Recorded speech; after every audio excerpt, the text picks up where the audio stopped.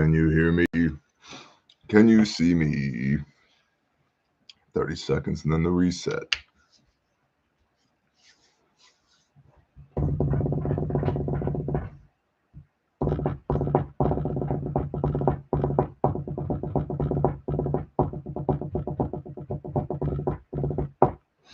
Nostradamus 5x5. 5x5 on a drum noise. Brandon M. Drum noise?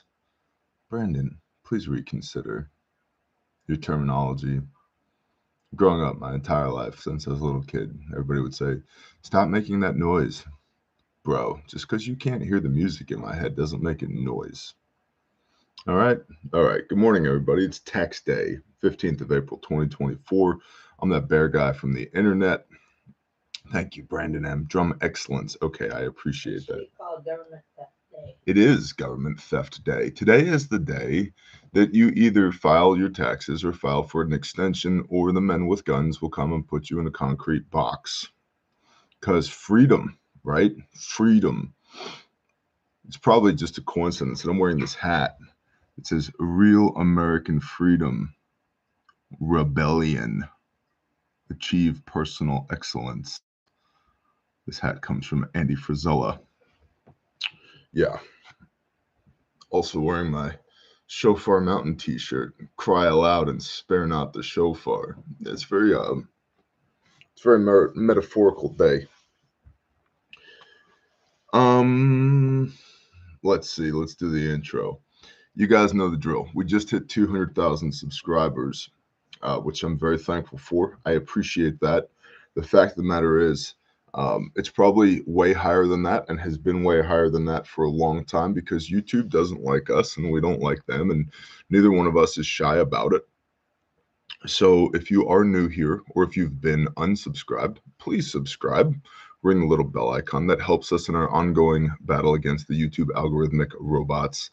Thumbs up, comments for the in the chat and on the video. That helps us tremendously. And also, please share the show with people that you know, people that you think would get some value out of this. Our next goal is 500,000 subscribers. That is the direction we are headed. And we can only do that with y'all, the Bear Nation, because we know for a fact, historical data, YouTube certainly is not going to help us. So I appreciate y'all very much. And of course, the show is brought to you by the creator of the universe, Yahuwah, your Elohim, the Lord, your God. The fine people on Patreon, link in the description, and a little company called Refuge Medical that I am the chief shilling officer for, also founder and CEO. And I'll show you more on this later, but if you've been waiting for the new kit is here. Link is in the description. Yeah, I'll show you more on this later, but she's here, boys and girls, and she's tremendous. So, the OPFAC by Refuge Medical. Today is tax day. We're going to talk about taxation. We're going to talk about Iran and Israel. And I'm going to expand upon a conversation that I had with my children on Shabbat about the historical fact that governments kill believers. Yeah, so that's the conversation today. Beginning with the brief, and how about just a little sip of coffee? We'll make this a little coffee timey if we can. You okay over there? All right, good. Bear Independent Brief, 15 April 2024. Things have officially popped off in the Middle East. Iran has launched a barrage of strikes at Israel in an unprecedented attack, the largest drone attack in the history of the world that we are aware of. Over the weekend, about 170 drones and 120 ballistic missiles, approximate numbers, were launched towards Israel under the darkness of night, though about 99% of them were intercepted by the robust aerial defense systems of both Israel and its allies. The Iron Dome, David's Sling, and Arrow systems were all used for, what are they? There's technical terminology, but short range, intermediate, and long range threats. Those three different systems address those three different threats. The Iron Dome is usually like short range and artillery, and then David's Sling is intermediate, and then that Arrow system is like long range. As well as rumors are, there were F-22s in the air doing intercepts on Shahed drones that were launched from Iran. These are the same Shahed drones that Iran has been providing to Russia to be used in Ukraine. They're cheap, reliable, very dumb, but very robust.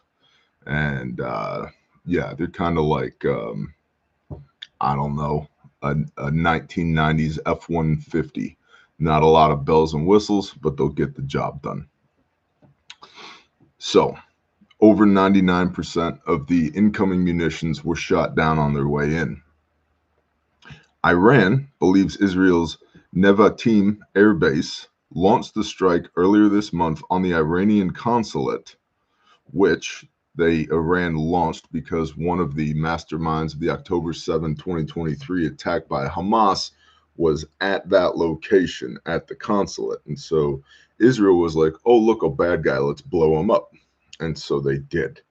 And that pissed Iran off because these were Iranian proper officials that were at this consulate, not technically Hamas or the Houthis or Hezbollah. By the way, apparently, if you want to have your little upstart rebellious group funded by Iran, you just need to pick a name that starts with the letter H. You could be Hamas, you could be Hezbollah, you could be the Houthis, you could be Houthi and the Blowfish, you could be whatever you want to name your thing. Pick the letter H, and Iran will probably fund you if we're just going with statistical analysis here. So Israel done blowed up this consulate, which pissed off Iran. That airstrike was the one that not only destroyed the consulate building, but also took the lives of 7 Iranian officials, including a top commander and a senior commander in the Islamic Revolutionary Guard Corps, Iran's IRGC, which, if I understand this correctly, is the unit, the group that also houses or contains their Quds forces, which they use to go. Iran sends their Quds forces around the world to other shitty parts of the world to train the Houthis, the Hezbollah, Hamas, etc., etc. Israel's war cabinet, according to member Benny Gantz, will decide to, quote, exact a price from Iran in a way and time that suits us, end quote.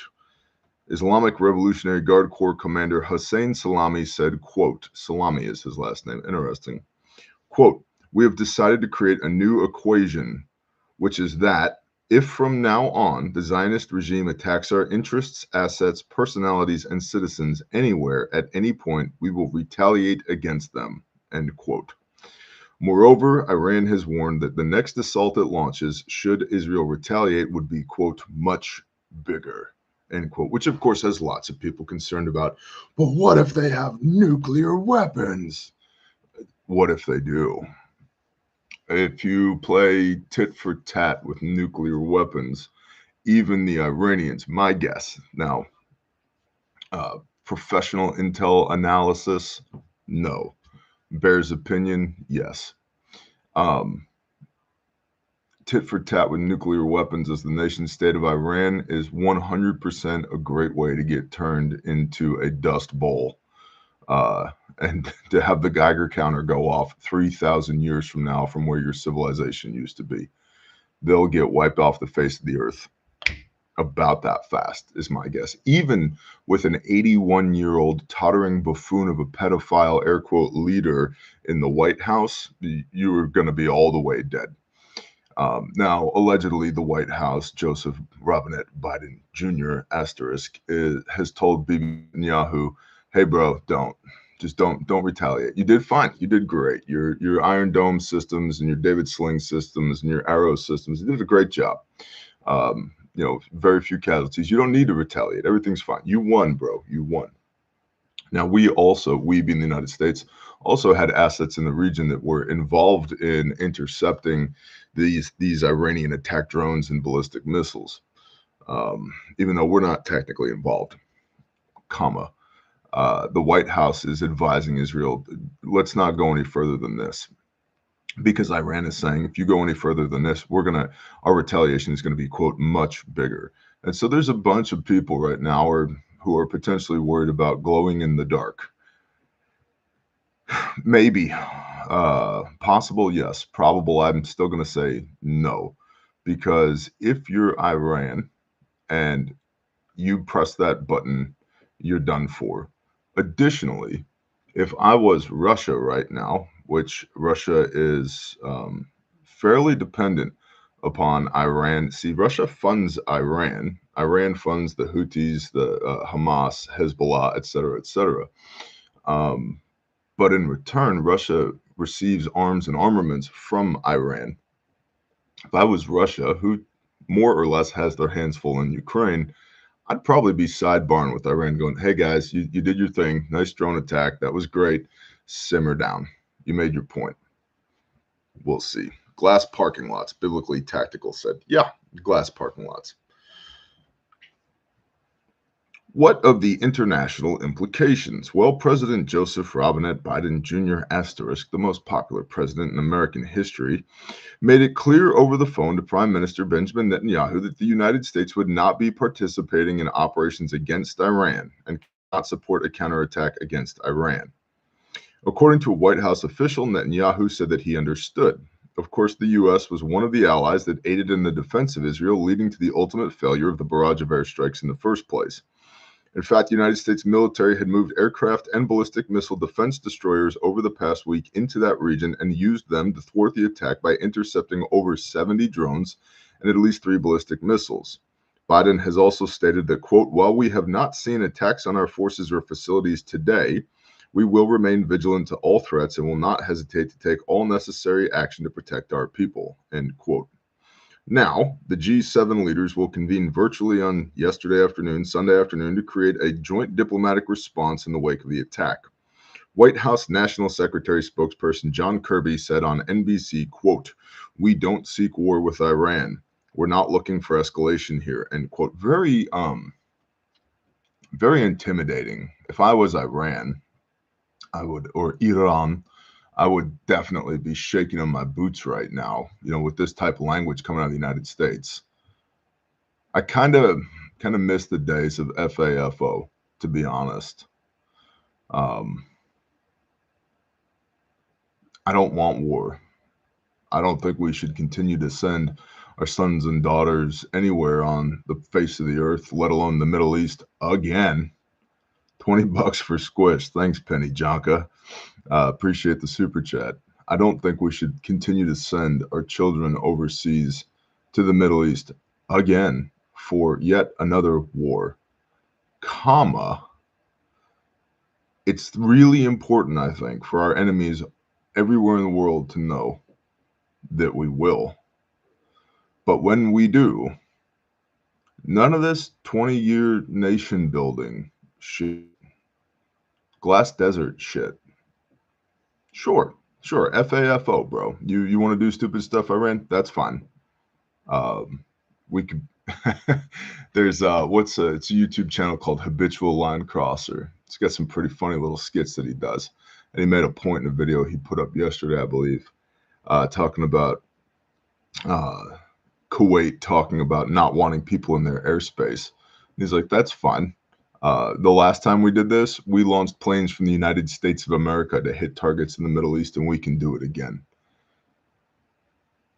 There's something to speaking softly but carrying a very big stick. Right now, our administration is absolutely speaking softly and is not carrying a very big stick. And our enemies around the world do not respect us for that. And frankly, why should they? Look at the air quote leadership that we have in the United States of America. What's respectable about them? All of the critiques, all the criticisms that our enemies have of our air quote leaders, we have of our air quote leaders as well. They're right. They're right. So I'd like to, at some point, as the United States of America, still currently the world's preeminent superpower, to start acting like it again. And if we could quit being undercut from the inside by, frankly, the far left, who are eroding our representative republic and get back to being the United States of America and speaking softly, but having a gigantic stick that we can beat you to death with if you act unrighteously, that'd be super cool by me. And it is tax day. And I think taxation is theft.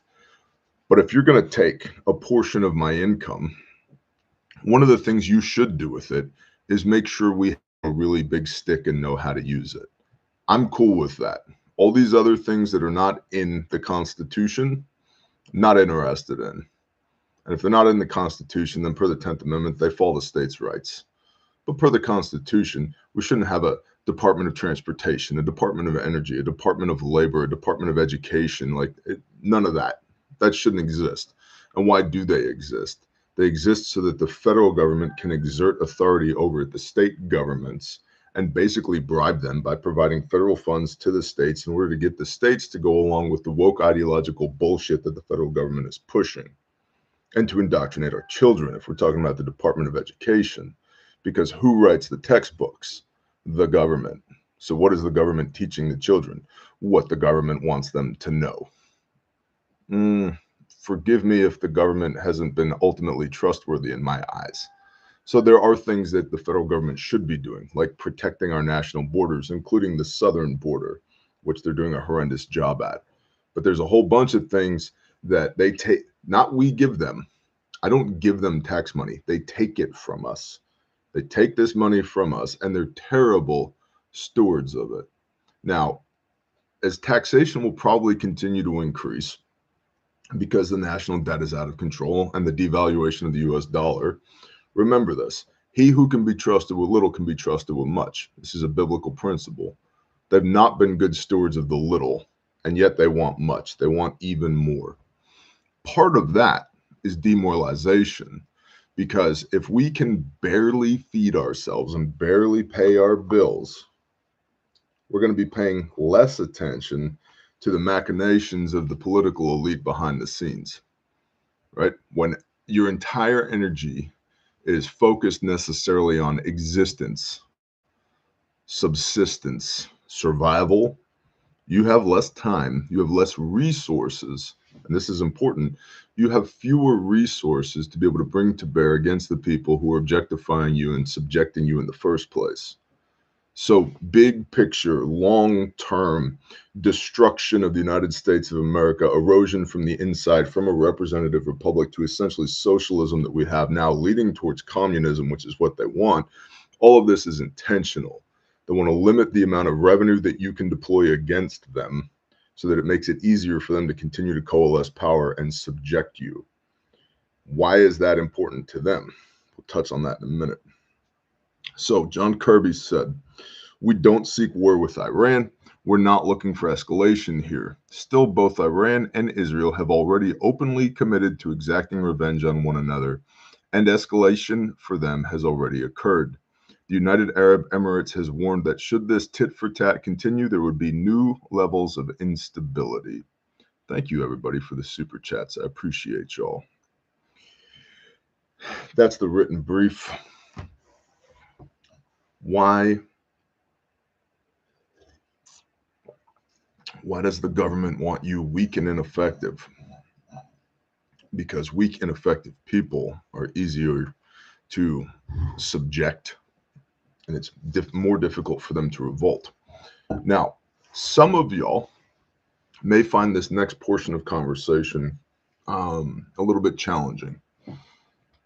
I know there are many people who follow this channel who are not believers, and that's okay. You are welcome here, comma, I am firmly a believer. I'm washed in the blood of the Lamb. I'm a son of the Most High. I'm an ordained pastor, y'all. And so I'm going to be bringing things back around to biblical concepts regularly and unapologetically. So with that caveat, that asterisk,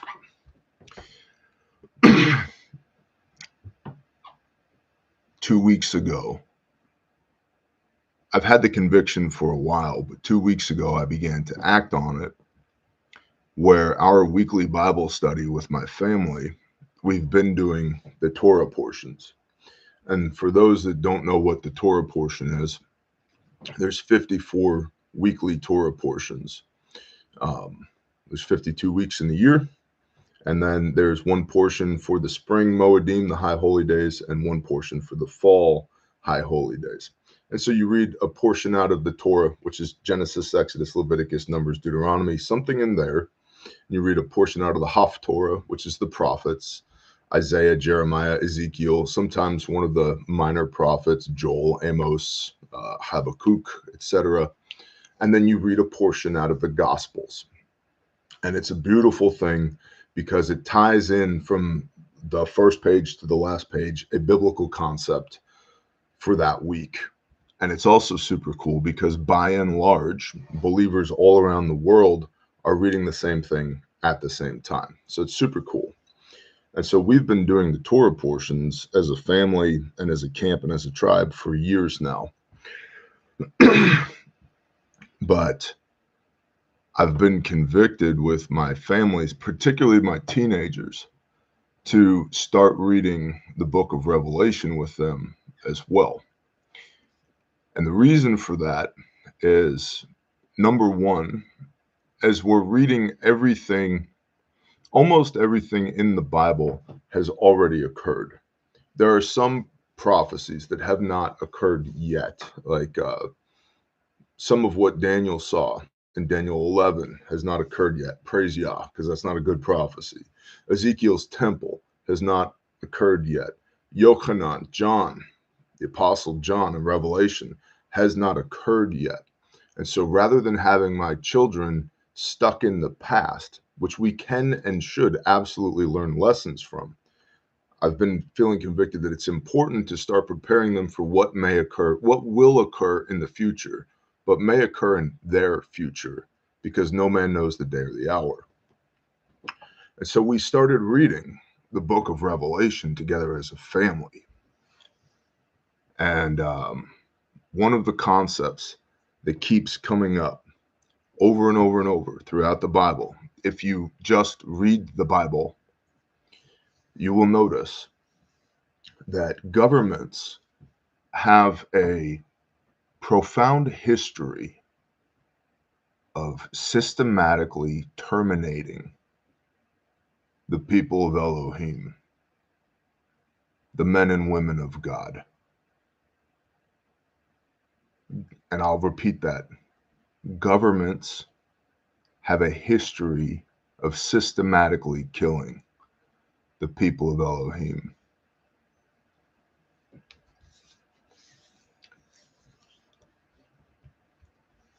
If you're a believer and you've read the book, you should be super duper aware of the fact that it's just a matter of time. And this is not doomer porn, and this is not hyperbole. This is historical fact. It's just a matter of time before the government tries to kill you. Why was Moses put in a basket and set into the Nile River? Because Pharaoh had commanded that all of the Hebrew children be killed. In fact, he told the midwives, hey, if a Hebrew boy is born, you just kill him right there on your midwife stool. Messiah, why did Messiah and his parents have to bug out to Egypt during the reign of Herod? Because Herod was killing all of the children, Hebrew children. By the way, this is a pattern of the enemy. Kill the children. So much so that now it's performed before they even exit the womb. And if you can't kill them, indoctrinate them. LGBTQIA plus propaganda. Victim mentality. Gender confused culture, etc., etc. The Maccabees, the Maccabean rebellion, which Daniel foresaw, the prophet Daniel. That was the Roman state. Antiochus IV Epiphanes, who is a pattern of the Antichrist to come, 176 BC, killed 80,000 Jews in a matter of days, that fast. Now, it's important here to separate theologically the Jews from the Father's chosen people. The Father's chosen people is what is the term Israel, which you first find in Genesis 32, who was a person. He was Jacob, and then he wrestled with Elohim. God made flesh. Who do you suppose he wrestled with? He wrestled with God made flesh. And he overcame. And Israel means, Genesis 32, go look it up. He who is striving with, he who is overcome with, and he who is ruling with Elohim.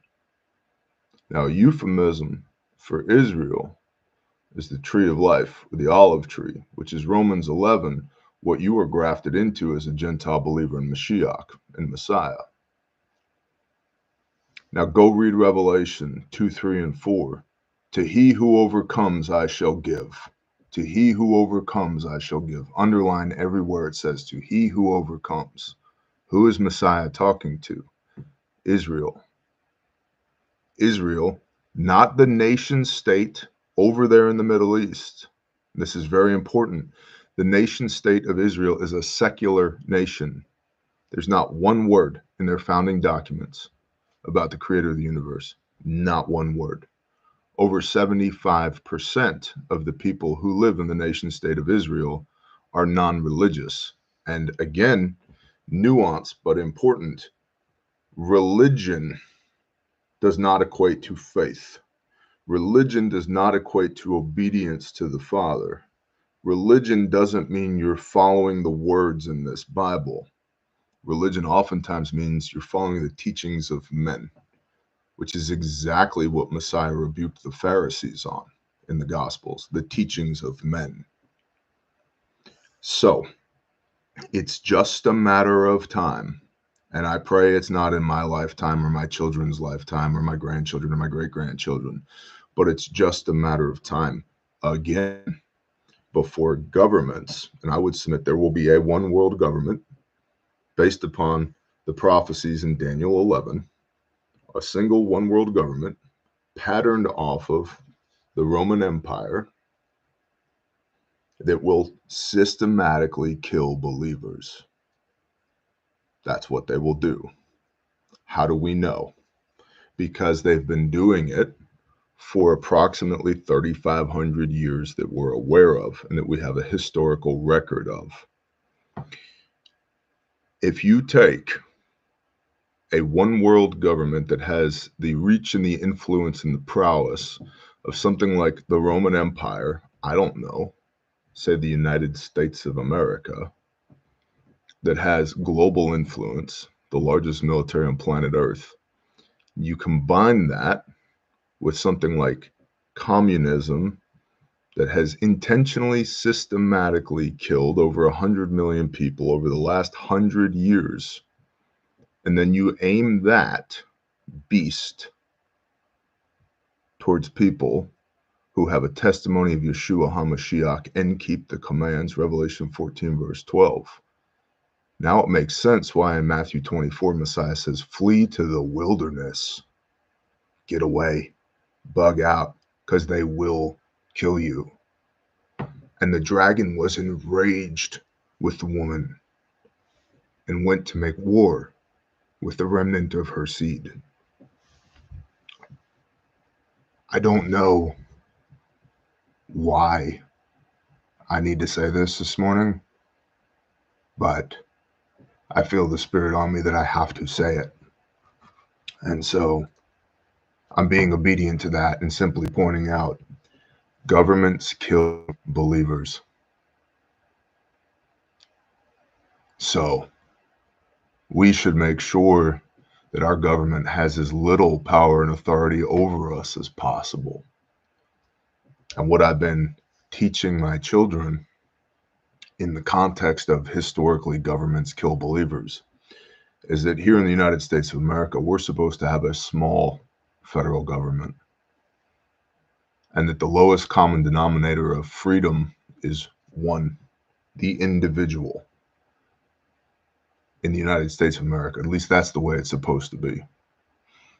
And that's why they want to fracture our society into identity politics and make it not about the individual, make it about the race or the class or the genealogy or the income bracket or the politics or the geographic location of a subset of people to get us to war against each other while taxing the ever-loving shit out of us so that we will not focus on them and hold them accountable to potentially restore the United States of America to a representative republic that respects the lowest common denominator of freedom, one, the individual.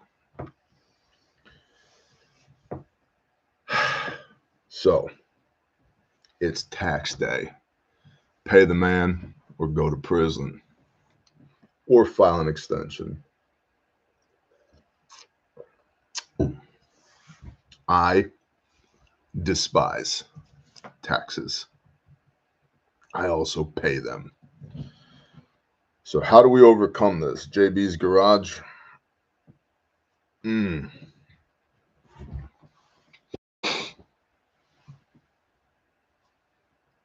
best thing I can come up with, other than most people want to go to guns real fast.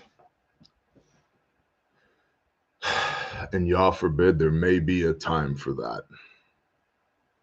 But I said it during COVID 1,000 times, and I'll say it again. You have got to exercise your no muscle. When you see something that is unbiblical, unconstitutional, you need to call it out. You need to make noise. You need to let your duly elected representatives know this ain't gonna work, homie.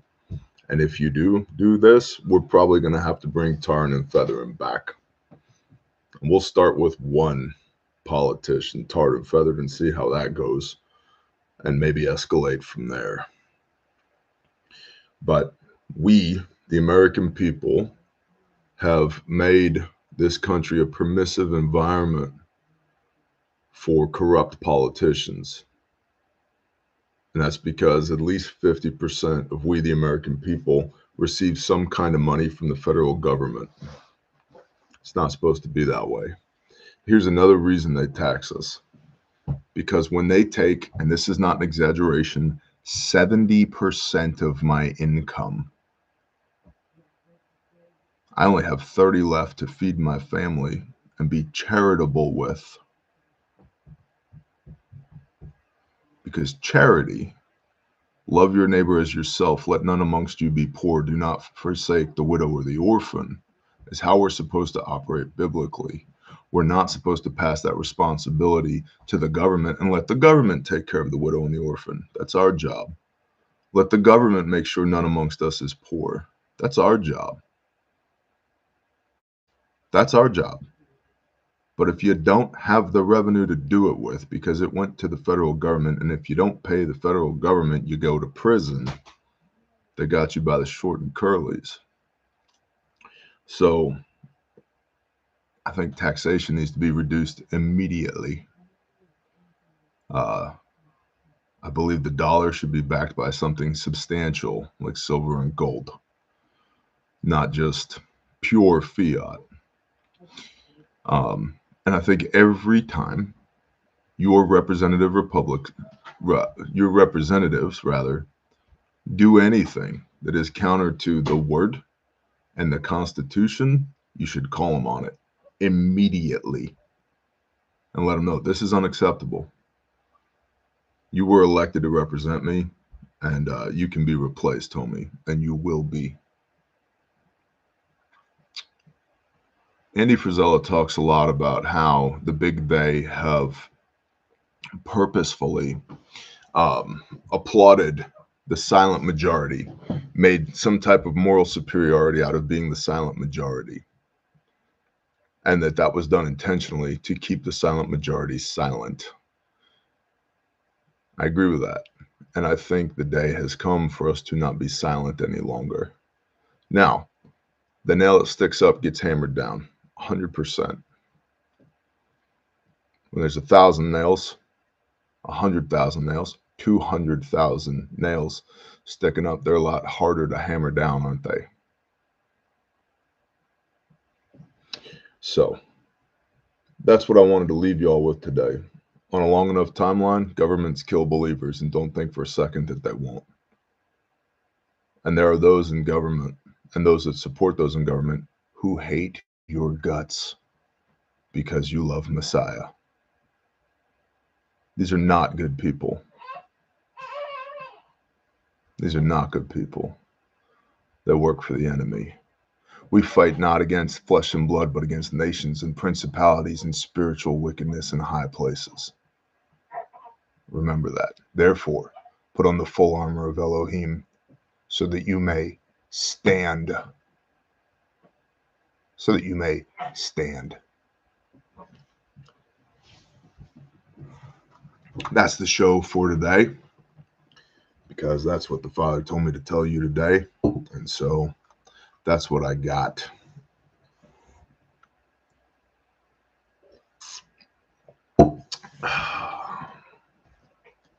Let me chill for a minute. Let's see. On Patreon, links in the description. Me and my brother Buckets and Bibles did a really cool video on living on somebody else's land. What does that look like? Now, I live in an intentional community. That does not mean we all live on one big piece of land and we sit around the fire and hold hands and sing Kumbaya, my Lord, Kumbaya, as somebody strums the guitar. If you're into that, go for it. We don't do it that way. We all own more or less our own land. Some of us that own land have multiple families on one piece of land, sharing the burden and the stewardship of that land. And we've been doing this. I've been doing this for going on 7 years now. And so I don't know everything there is to know about it, but I got 7 years of experience thus far. You probably don't live in an intentional community, but you may at some point. When you and other families bug out to that piece of land in the woods, congratulations, you're now intentionally on a piece of land in community. So Don says, I got my sermon today from God by way of bear. Praise Yah. I'm just a pipe. He's the living water. Yah Bear says, turn the other cheek isn't a license for quitting. Turn the other cheek. Here's some homework for you today. Comes from 2 Chronicles chapter 18. Jehoshaphat and Ahab, Jehoshaphat being the king of Israel, being the king of Judah, the house of Judah, and Ahab being the king of Israel, the house of Israel, are trying to decide if they should go to war. And Jehoshaphat says, do you have any men of Elohim here, any prophets who can divine for us if we should go to war? And Ahab says, I've got one, but I hate him because I don't like what he has to say. New Living Bear translation. Jehoshaphat says, call him. So they call the prophet Mikiyahu. And Mikiyahu comes to the court where the two kings are. And they say, Mikiyahu, should we go to war? He says, yeah, sure, go to war, whatever, bro, sounds good. And Ahab says, wait a minute, you never tell me what I want to hear. What do you really think? And Mikiyahu says, absolutely not, you shouldn't go to war. If you go to war, Yahweh is not with you, and you will be slaughtered, and you will spend the lives of all these men for nothing but your own pride. And one of the false prophets of the court of Ahab comes up to Mikiyahu and smacks him across the face. And Mikiyahu turns the other cheek and looks at him and says, I will only speak what Yahweh my Elohim tells me to speak. And that is what Messiah is referring to when he says, turn the other cheek. The prophet Mikiyahu in 2 Chronicles chapter 18. Turn the other cheek does not mean be a pussy in the face of adversity. It means in the face of adversity, standing before two kings who could have you killed that fast. If you don't say what they want you to say, you speak only the word of Elohim, regardless of what the outcome might be. That's where that comes from. Now, as I was saying, Patreon, link in the description. If you're going to bug out to a piece of land with you and your homies, congratulations, you're now an intentional community. And so if you want to know a thing or two about what that looks like and some of the trials and tribulations that we have gone through trying to do this in a righteous way, that video is up on Patreon. Link is in the description. Patreon's $10 a month. It's the best $10 you can spend on the internet. I guarantee it. You're going to love it. Invest in your learning. Invest in your learning. You reap what you sow. If you're serious about preparedness, it's $10 a month. It's the best $10 you can spend on the internet. Refuge Medical, new kit drop, brand new. This is the OPFAC, Operational First Aid Kit. Why is it called that? Well, we literally had Navy SEALs jump out of planes with this and then go ruck with this and multiple FTXs with this to make sure that it works. So you may not be an operator. I'm certainly not. But if you were, it would work for you. And if it works for them, it'll work for everybody else. Now, on the back here, as you can see, PALS webbing compatible. You can run this on a belt or a plate carrier, or a chest rig, or a whatever. Okay. You can run straps through here and put this behind your headrest, similar to the ARC. And we have a travel version coming specifically for your vehicle.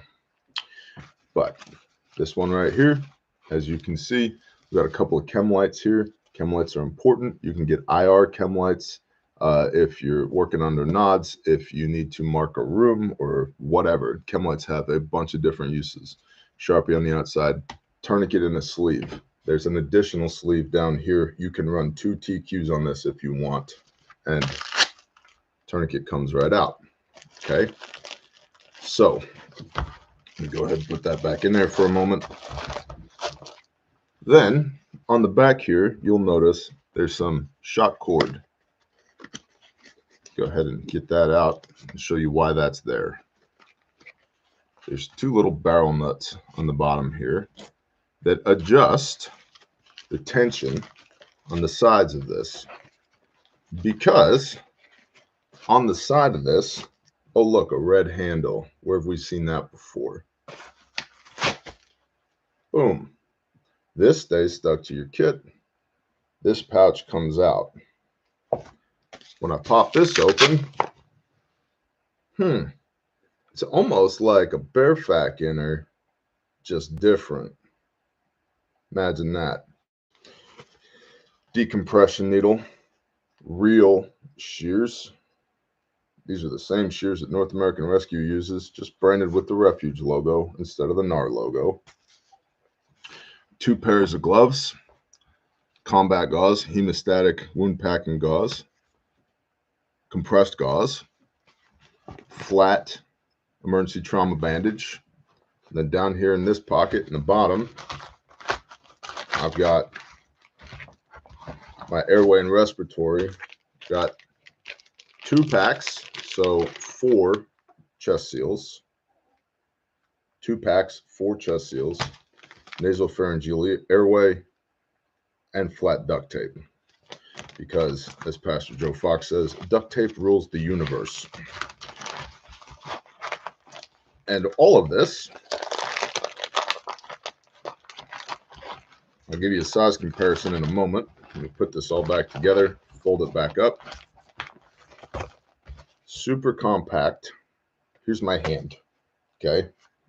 Super compact, lightweight, easily deployable, easily stowable. Again, slide that back inside there, fold my handles back in, Now, this is the SOB. This has been one of our flagship small kits, wearable IFAC individual first aid kit. Okay. See how wide it is? So the OPFAC, they're like the same thickness. It's hard to get a camera angle on this, but same thickness. Here's the SOB in front of the OPFAC. The OPFAC is like 1 inch wider, same height, same thickness. It's just 1 inch wider. And the SOB is a very small, compact kit. And if you have an SOB, very well served by it. SOB is great. I have one. I could have any refuge medical kit we make, and I have an SOB on my plate carrier. Okay. The OPFAC, there's side by side, same height, same width. It's just 1 inch wider, and it has a massive amount of capability in it. And it's live on the website right now. And there's a link in the description. And if you want one, you should get one because they're going to disappear. Okay, cool. What's up, 12C? Shalom. And training all week and next week. Love you all, Bear Nation. We love you back, bro. So that's Refuge Medical. And of course, orders over $199 right now entered in to win a $10,000 night vision setup giveaway. Gen 3 white phosphor dual tube LLUL 21s from Nightfall Optics, hardhead veterans, bump helmet and a mount, and an OPFAC. How many trauma kits are too many? Todd Nog, I don't know, but I'm surrounded by them. They're everywhere. I like that kit already. Thanks, Saffron Bay. I appreciate it. Let's see. Grindstone Ministries. If you need a Bible, or you can buy one at our cost at grindstoneministries.com, or you can contact us through Grindstone Ministries, and I'll send you one for free. Just tell me where to send it. Grindstone is our disaster relief and construction ministry, and when we're not doing tornado and hurricane cleanup, we're building stuff. And Grindstone is building Caleb House, which is our juvenile human trafficking survivor restoration facility, aka the place where we put kiddos back together again after they've been severely raped by assholes. So I very much so appreciate your support at both Grindstone and Caleb House. Caleb with a K, calebhouse.org. We are one of 5 NGOs in North America that restores juvenile human trafficking survivors. 5 total. Of those 5 total, those 5 account for 420 beds nationally for juvenile human trafficking survivors. Caleb House aims, when we complete Caleb House 1, we will have another 60 beds online. And I already know where I'm building Caleb House 2. When that's done, I'll figure out where I'm building Caleb House 3. And we're going to keep doing this until we don't have to do it anymore. And the other 4 facilities they're doing everything that they can. They're not widely known. They don't want to be widely known, which I completely understand. They're also not privately funded, and that creates issues for them. Caleb House is privately funded by y'all. And the reason that's important is if I don't take a dime of funding from the federal government, I don't have to conform to their woke ideological bullshit. And therefore, I will not take a dime from the federal government. So, Feel Free Music. Are you ever going to come to Florida with your training, Bear? I've been to Florida several times with my training. Right now, if you want to come to class, you got to come to Spiro, Oklahoma. That's just the way it's going to work. We put a training team, and in some cases 2 training teams, on the road for 2.5 years. And they trained almost 4,000 people during that time. And I should have operated that as a ministry, as a nonprofit, rather than a business, because while those training teams did an excellent job over the course of 2.5 years, out of my pocket, it cost me over $100,000 net loss of, now that's out of my pocket. It's not in revenue, and this isn't a business lesson, but over $100,000 net loss to operate the training division on the road. The other thing that happens when you operate a training division on the road is those people get pretty jaded because they're on the road all the time. And I don't blame them for that at all. So there is a soft T staging video somewhere. Yeah, the wind keeps blowing it open. Here's a soft T. Yeah. I just got a piece of shot cord around it. You can use a rubber band, whatever, and you just pull that off. You can use your hands, your teeth, your whatever. Soft T. Simple as that. Okay. And then soft T, when you put it on, high and tight, you have to ratchet it down like so. Keep the windlass in your workspace. And there's a natural spot in between your bicep and your shoulder right here, and your tricep and your delt, your shoulder up here. That's where it should go. Then you turn this thing, one turn, past. Bad words, stick the windlass in there. And if you can get the triangle over the windlass, you're doing great. There we go. Retained. That's the soft T. Delivery, guys. Drywall. Don't shoot the drywall, guys. Not drywall guys, just delivery drywall. Don't shoot the drywall delivery guys. Yeah. Well, the ball's in their court. As long as they act appropriately, they won't get shot. So, noted. So anyway, yeah, I ran a training division on the road for 2.5 years, and it cost me $100,000 to do so. So for right now, if you want to get trained, you got to come to Spiro, Oklahoma. Why? Because I control the costs in Spiro, Oklahoma. That's why. I also control the venue. I've been thrown out of more freaking hotels training people than I can count. And that's impressive because I am a Holiday Inn super ultra duper triple platinum diamond carbon fiber whatever member, and we're still getting thrown the hell out of hotels.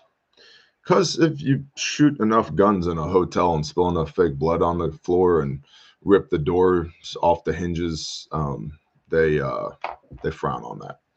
So, soft T. After you apply the soft T, what's up, Arthur Wabina? I'm gonna take this off if you can.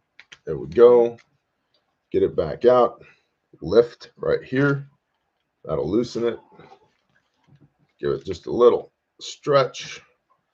And then what I do is I police the tail a little bit. Line the windlass up so that it's straight. I fold up at the buckle so that the plastic is behind the back. I fold down, and I'm left with this tight little package like that. Then you throw a rubber band or a piece of shock cord around it, and it's good to go.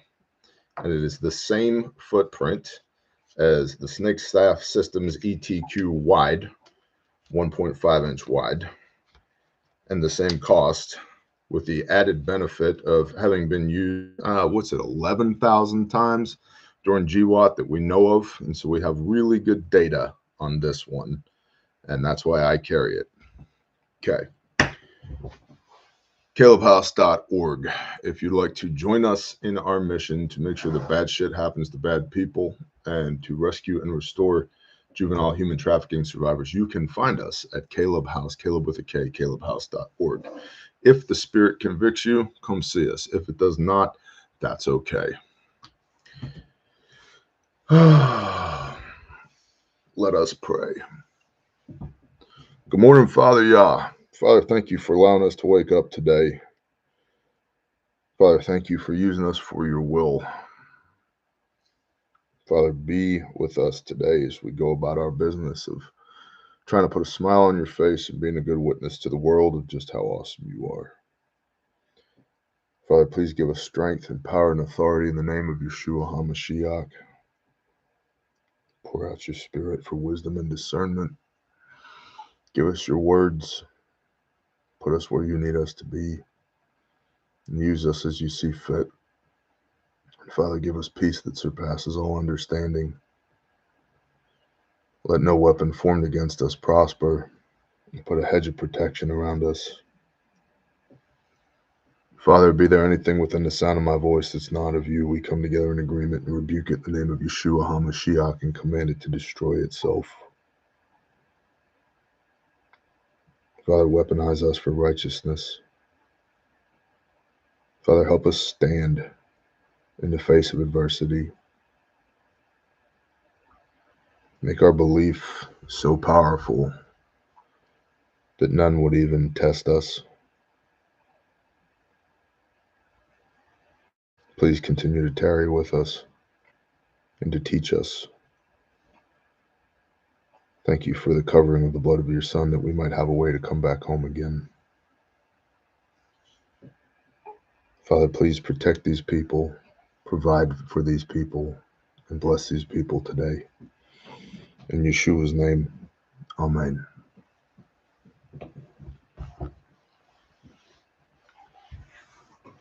I'll see y'all when I see y'all. Shalom. You gotta go get your chest.